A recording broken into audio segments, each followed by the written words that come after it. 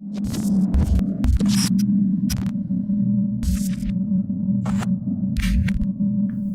everyone, I am Jahangir. Today our topic is head of accounts.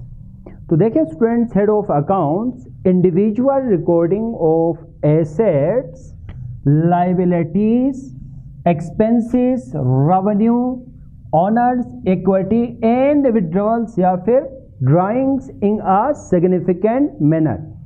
अब देखिए यहाँ पे हेड्स की बात करें, फॉर एग्जांपल देखें आपके पास कैश, अकाउंट रिसीवेबल्स और बिल्डिंग, कैश वगैरह जो है ये तमाम एसेट्स हैं आपके। अब इन तमाम को अगर आप एक ही हेड में अगर आप मेंशन करें तो इसको हम नाम देंगे एसेट्स का। देखें अब इनको individual cash account, account receivable, building, cash at bank, sundry debtors वगैरह रिकॉर्ड करने की बजाय इन तमाम एसेट्स को एक ही हेड में आप रिकॉर्ड करेंगे, एसेट्स के अकाउंट में आप रिकॉर्ड करेंगे। क्लियर?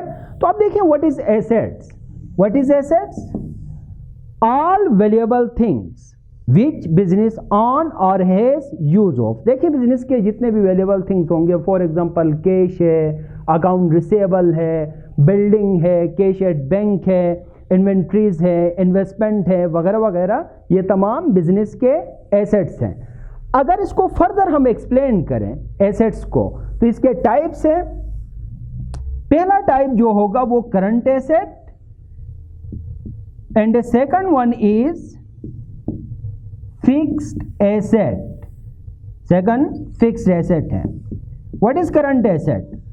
अब देखिए इसमें अगर हम देखें एग्जांपल में cash, account receivable, building, cash at bank, आपके लैंड वगैरह ये तमाम तो एसेट्स हैं। अगर इसको फर्दर हम क्लासिफाई करें तो एक आपका करंट एसेट होगा और सेकंड फिक्स्ड एसेट होगा। क्लियर? तो अब देखिए current asset, all assets which can be easily converted into cash within 1 year और short period of time.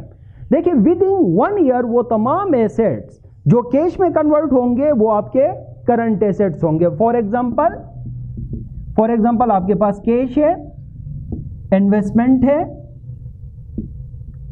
Account receivable है वगैरह वगैरह, ये आपके करंट एसेट्स हैं। अच्छा, सेकंड हमारे पास fix asset. What is fix asset? अब अगर इसको आप रिवर्स करें, all assets which can not be easily converted into cash within short period of time, वो तमाम एसेट जो 1 साल के अंदर कैश में कन्वर्ट नहीं होंगे। फॉर एग्जांपल आपके पास बिल्डिंग है बिजनेस में, बिल्डिंग, लैंड, मशीनरीज वगैरह वगैरह, तो ये तमाम एसेट्स जो हैं आपके फिक्स एसेट हैं। तो देखिए हेड ऑफ अकाउंट्स में जो हमारा पहला हेड जो था वो एसेट का था। क्लियर यहां तक? अब सेकंड जो आपके पास हेड है वो लायबिलिटीज का है। What is liability? Yes, liability बहुत ही सिंपल है। Debts are obligations of a business unit. Business के तमाम जितने भी डेट्स हैं, ऑब्लिगेशंस हैं, या फिर सिंपली आप ये भी कह सकते हैं पेएबल्स। बिजनेस चाहे वो आपके एक्सटर्नल हैं चाहे वो आपके इंटरनल हैं। देखें लायबिलिटीज, डेट्स आपने डिफाइन किया, डेट्स और ऑब्लिगेशंस ऑफ अ बिजनेस के जितने भी डेट्स होंगे, जितने भी ऑब्लिगेशंस होंगे, जितने भी पेएबल्स होंगे, उसको आप लायबिलिटी का नाम देंगे। फॉर एग्जांपल अकाउंट पेएबल है, फिर उसके बाद बैंक लोन, नोट पेएबल वगैरह वगैरह। देखिए बहुत ही सिंपल है, जितने भी पेएबल्स हैं वो बिजनेस की लायबिलिटी है। अब अगर लायबिलिटी को फर्दर आप एक्सप्लेन करें, इसको मजीद आप क्लासिफाई करें, तो इसके जो टाइप्स होंगे, एक आपके पास टाइप है वो करंट लायबिलिटी और सेकंड जो है long term liability. Second long term liability. अच्छा देखिए current liability, what is current liability? Current का क्या मतलब है? देखिए current means within 1 year या short period of time. Current liability means जितने भी बिजनेस के डेट्स होंगे, पेएबल्स होंगे, विद इन 1 ईयर आपने पेमेंट करना है, उसको आप करंट लायबिलिटी का नाम देंगे। फॉर एग्जांपल आपके अकाउंट पेएबल्स हैं, नोट पेएबल है, ओडी है, ओवरड्राफ्ट वगैरह है, ये आपकी करंट लायबिलिटी है। अब सेकंड लॉन्ग टर्म लायबिलिटी, देखें आपने कहा करंट विद इन 1 ईयर, अब लॉन्ग टर्म का मतलब है more than 1 year. More than 1 year business ने जो पेबल्स पेमेंट करने हैं, फ्यूचर में पेमेंट करना है, मोर देन 1 ईयर पेमेंट करना है, वो लॉन्ग टर्म लायबिलिटी होगी बिजनेस के। क्लियर? जैसे आपके पास देखिए डिबेंचर्स हैं, अब आप परेशान ना हो, डिबेंचर्स आगे जाके आप पढ़ेंगे डिटेल में, ये सर्टिफिकेट्स होंगे, ठीक है। डिबेंचर्स हैं, लॉन्ग टर्म लोन है, बैंक से अगर आपने लॉन्ग टर्म लोन लिया है मोर देन 1 ईयर के लिए, वगैरह वगैरह। क्लियर? यहां तक देखें हमने एसेट्स और लायबिलिटीज को हमने एक्सप्लेन किया। अब थर्ड हमारे पास जो हेड है वो एक्सपेंसेस का है। What is expenses? यस, देखें एक्सपेंसेस बहुत ही सिंपल है, कॉस्ट इनकर्ड फॉर प्रोड्यूसिंग या फिर जनरेटिंग रेवेन्यू।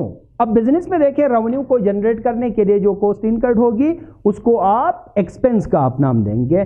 और एक्सपेंसेस के भी 2 टाइप्स होंगे, देखें एक्सपेंसेस के भी 2 टाइप्स हैं।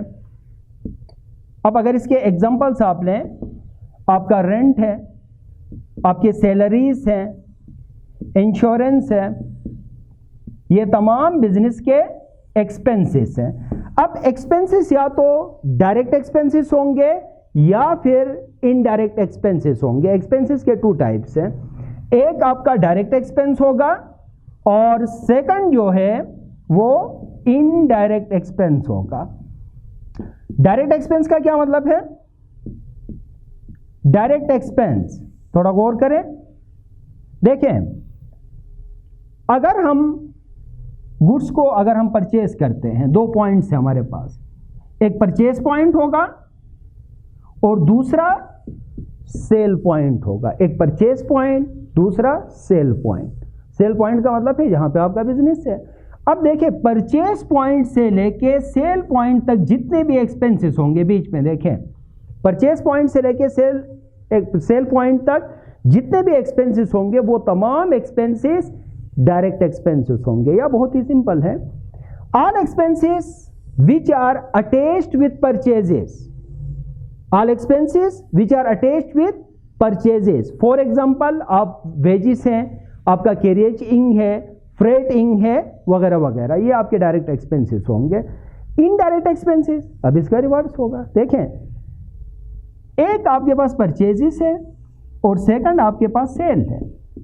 जाहिर सी बात है, देखिए आप गुड्स को परचेज करते हैं और उन्हीं गुड्स को आप सेल करते हैं। परचेज पॉइंट, जैसे आपने देखें परचेज पॉइंट कहीं और से आप गुड्स को परचेज करते हैं फिनिश फार्म में, और उन्हीं गुड्स को फिनिश फार्म में आप क्या करते हैं? सेल आउट करते हैं।